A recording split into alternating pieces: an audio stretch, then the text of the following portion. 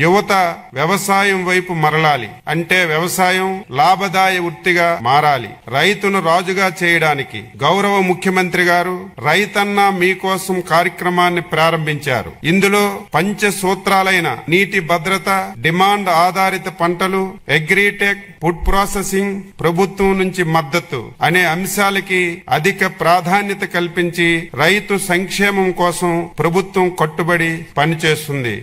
అందుకు ఆంధ్రప్రదేశ్ ప్రభుత్వం స్వర్ణాంధ్ర 2047 సాధన కోసం రూపొందించినటువంటి 10 సూత్రాల్లో వ్యవసాయ రంగానికి సంబంధించి ఫార్మర్ అగ్రిటెక్ ముఖ్యమైనటువంటి సూత్రం ఉంది.